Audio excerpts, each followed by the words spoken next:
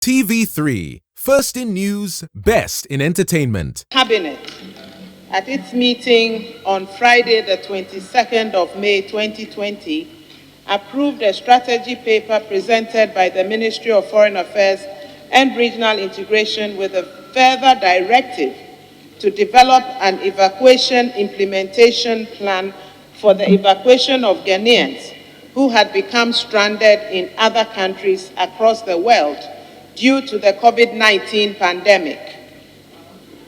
The implementation plan was put into effect on the 23rd of May 2020 in close collaboration with the COVID-19 task force to bring home these stranded Ghanaians. Mr. Speaker, before proceeding to provide details of the evacuation exercise, I wish to place on record that the evacuation exercise was executed in collaboration with other government agencies. As such, information I will provide this August House, particularly those regarding amounts spent by government on the quarantine of evacuees, were provided to my ministry by the National Security Secretariat, which was in charge of quarantine.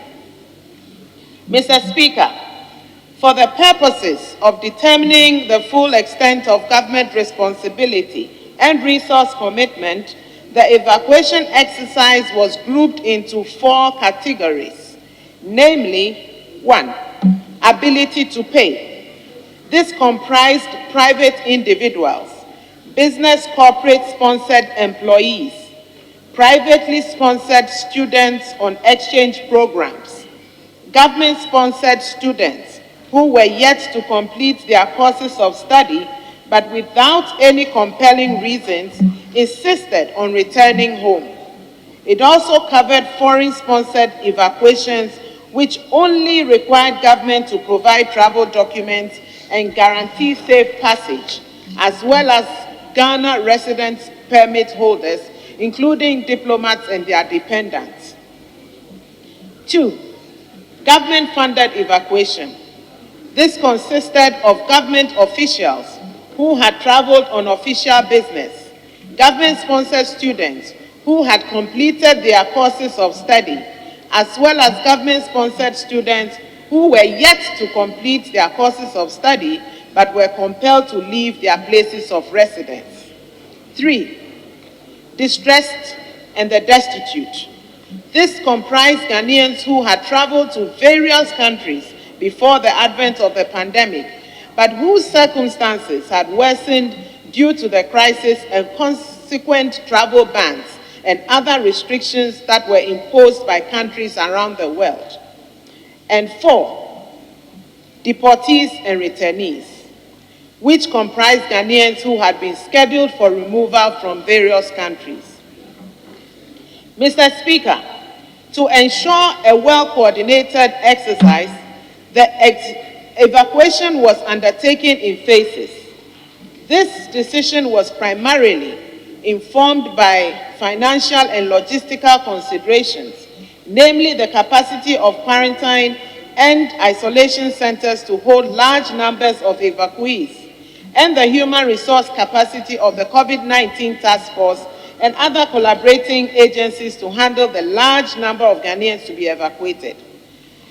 Subsequently, the sums of Ghana cedis 8,725,000 and United States dollars 1,866,934 were approved by the government to cater for the cost of quarantine and air tickets of stranded Ghanaians in China and the United Arab Emirates, respectively. In addition, 475,895 was expended on the evacuation of stranded Ghanaians in West and Central Africa. The government of Ghana also spent the sum of 44,460,530 Ghana cedis on quarantine of various evacuees in 85 hotels spread across Accra, Pram Pram, Bolgatanga, Takrady, and Kaswa. The cost of hotel accommodation for the evacuees included 3 meals and water per day, for the 14-day quarantine. Mr. Speaker, for purposes of clarity and transparency, I will provide this August House a breakdown of how the funds released by government were expended on the evacuation exercise as follows. Number 1, disbursement of the approved funds on airfare. First, under this category are the evacuations from the UAE, United Arab Emirates, and China. The total is $463,118 United States dollars. B, under this category are the evacuations from West and Central Africa, which amounts to $475,895 United States dollars. And C, evacuations from Lebanon. The total expenditure that was borne by the government totals $634,150. For this category, Mr. Speaker, of monies dispersed on airfare totals $1,573,163 United States dollars. The second category, which is expenditure that was borne by government on the quarantine, A, is for evacuees from the United Arab Emirates, totaling 650 evacuees. The amount spent on them was 3,500,000 Ghana cedis.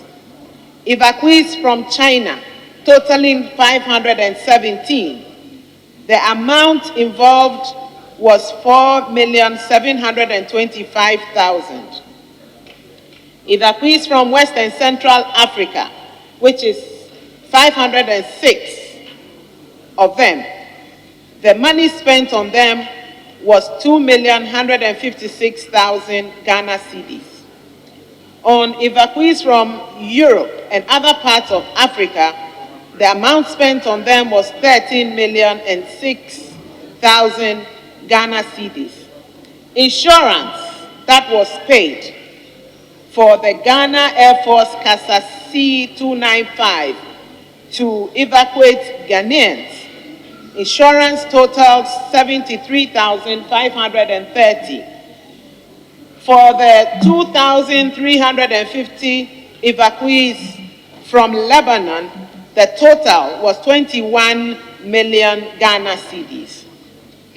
Total of expenditure on quarantine, which was borne by government, was $44,460,530. Mr. Speaker, some private individuals also made donations to support the efforts of government, and with your indulgence, I would acknowledge them. They include the Member of Parliament for Asin Central, Honorable Kennedy Ejepon, who mobilized the amount of 428,000 United States dollars and included a personal donation of 200,000 to support evacuations from Lebanon. A cash donation of 200,000 from Sethi Brothers. This is 200,000 Ghana cedis from Sethi Brothers was also received to subsidize the cost of quarantine of some evacuees from the United Kingdom.